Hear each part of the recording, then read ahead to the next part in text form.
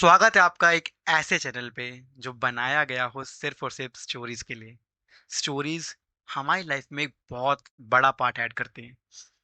कुछ स्टोरीज हमने बचपन से सुनी होती हैं, कुछ स्टोरीज हम बड़े होकर सुनते हैं, कुछ स्टोरीज हम लिखते हैं, कुछ स्टोरीज हम खुद बनाते हैं, कुछ स्टोरीज के हम पार्ट बन जाते हैं और कुछ स्टोरी के पार्ट हमारे से शुरुआत होती है। जी हाँ, मैं आ गया हूँ एक नई स्टोरीज लेके, एक नई स्टोरी लेके इस चैनल पे। आज की जो स्टोरी है वो बताती है कि कैसे एक गुरु की लाइफ में आने से आपकी लाइफ बदल सकती है। ये स्टोरी महाराज जी के सत्संग में सुनी हुई है, और जब मैंने भी ये स्टोरी पहली बार सुनी थी या पढ़ी थी, दैट्स इट, उस समय मेरे को भी लगा था कि स्टोरी मेरे को शेयर करनी चाहिए। एंड ये स्टोरी बताती है कि लिटरली लाइफ में गुरु का होना कितना इंपॉर्टेंट होता है, और कैसे किसी की लाइफ बिल्कुल ही चेंज हो सकती है गुरु के आने से। जी हाँ, तो आगे बढ़ते हैं स्टोरी की तरफ, और उससे पहले यार मैं आपको रिक्वेस्ट करना चाहूंगा, प्लीज़ यार चैनल को सब्सक्राइब कर देना, क्योंकि स्टोरीज का एक अलग वर्ल्ड है और वहां पे मैं लेके जाऊंगा आपको। तो शुरुआत करते हैं आज के वीडियो की।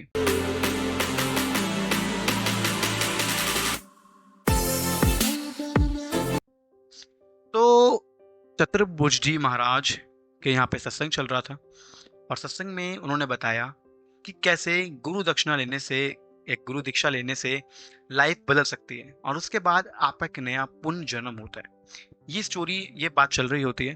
उसी समय एक चोर होता है जो एक साहूकार यानी एक रिच मैन के यहाँ पे चोरी कर लेता है। चोरी करके वो वहां से भागता है, और भागते हुए जब वहां से जा रहा होता है तो जो साहूकार होता है पीछे से उसकी राजा से कंप्लेन कर देता है, राजा से उसकी शिकायत कर देता है, और राजा फिर अपने सिपाहियों के साथ साहूकार को बेचता है। साहूकार के साथ अपने सिपाहियों को बेचता है और बोलता है कि जाके उस चोर को पकड़ के लाओ। फिर जो चोर होता है वो भागते भागते, एक सत्संग चल रहा होता है चतुर्भुज जी महाराज का, वहां जाके पहुंचता है और वहां जाके बैठ जाता है। तभी जो बहुत इंटरेस्टिंग चीज होती है यहाँ पे कि जो जो उनको पकड़ने के लिए आए होते हैं सैनिक और साहूकार, वो सोचते हैं कि यार यहाँ सत्संग चल रहा है और यहाँ पे एक ऐसे चोर का क्या काम। वो सोच के वहां से चले जाते हैं। बहुत देर तक वहां बैठा रहता है वो, और बैठे बैठे वो सत्संग में सुनता है।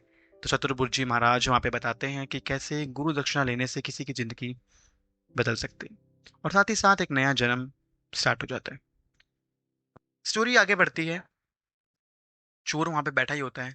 सत्संग खत्म होने के बाद वो चतुर्भुज जी महाराज के पास जाता है और महाराज जी से कहता है, महाराज जी, क्या सही में दीक्षा लेने से जीवन बदल जाता है या नया जन्म हो जाता है? उसका ये जवाब सवाल सुन के उसका ये सवाल सुन के चतुर्भुज जी महाराज कहते हैं, पहले तो वो मुस्कुराते हैं, उसके बाद कहते हैं, हाँ, गुरु दीक्षा लेने से एक नया जीवन प्रारंभ हो जाता है और पुण्य सारे पाप नष्ट हो जाते हैं। लेकिन अगर वो शिष्य इसको दोबारा ना दोहराए तो ही ये लागू होता है। चतुर्भुज महाराज से वो चोर कहता है कि क्या दीक्षा लेने से मेरे भी सारे पाप नष्ट हो जाएंगे और मेरा नया जीवन प्रारंभ हो जाएगा? चतुर्भुज महाराज कहते हैं, बिल्कुल। तो फिर वो उनसे रोके बोलता है, महाराज, आप मुझे दीक्षा दीजिए, आप मुझे अपना शिष्य बनाइए। चतुर्भुज महाराज सोचते हैं कि ये चोर है। वो उन्हें बताता है कि मैं एक चोर हूँ, मैं ऐसा कोई पाप नहीं है जो मैंने ना किया हो।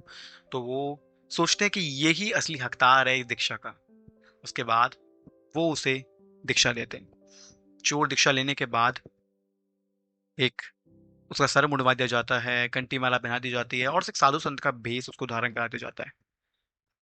ये भी धारण करने के बाद वो जो चोर होता है वो ओपनली घूम रहा होता है, खुले वो खो के घूम रहा होता है, बिकॉज उसके ऊपर अब कोई ऐसा कोई पाप होता नहीं, क्योंकि वो उसके पुण्य जन्म का पाप था, इस जन्म का नहीं।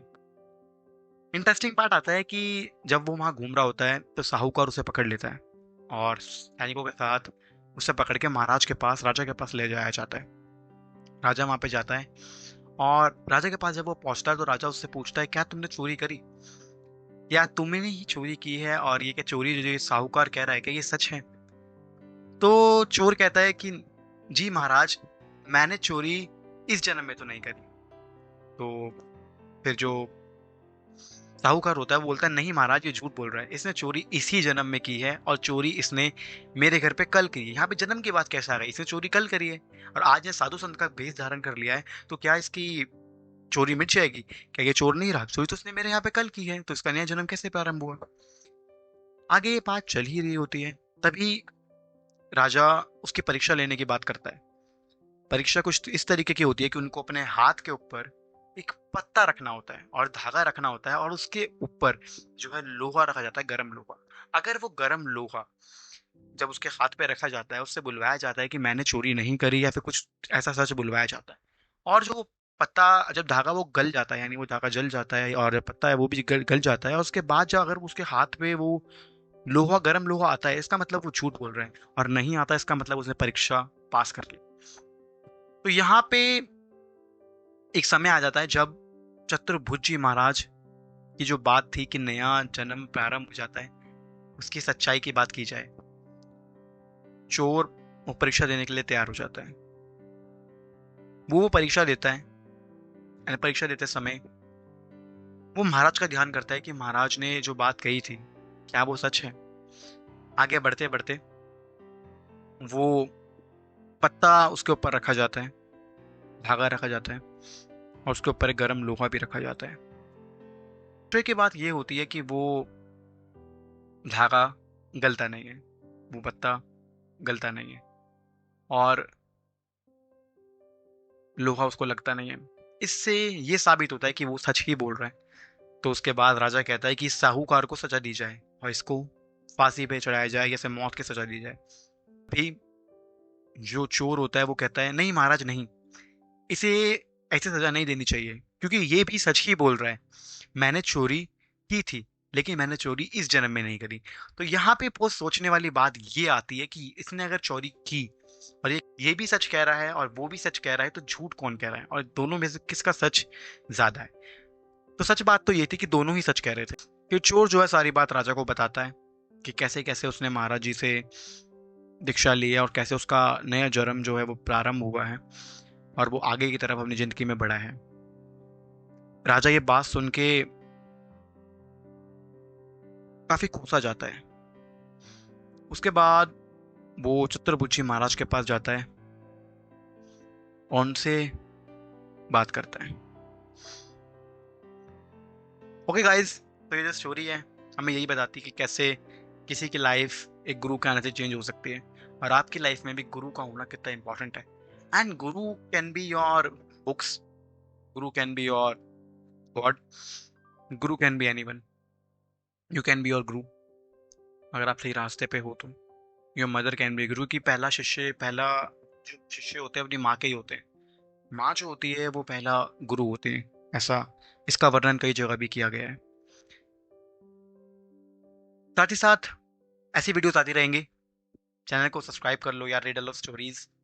और अगली स्टोरी बहुत जल्द आने वाली है, और अगली स्टोरी का जो टॉपिक है यार वो सबकी कॉमन प्रॉब्लम है, और मेरे को लगता है ये प्रॉब्लम का सोल्व होना भी बहुत ज़्यादा ज़रूरी है, क्योंकि ये प्रॉब्लम आजकल कलयुग है, और कलयुग में हर जगह ये प्रॉब्लम है, और इसका सॉल्यूशन ढूंढना ज़रूरी है। अगर ये स्टोरी कहीं से भी कहीं तक आपको थोड़ी भी समझ आई हो, या थोड़ी भी इसने आपकी हेल्प करी हो, तो यार प्लीज़ चैनल को सब्सक्राइब कर देना। मैं मिलूंगा आपसे नेक्स्ट वीडियो में, और ध्यान रखना, लेके जाने वाला हूँ एक अलग ही दुनिया में।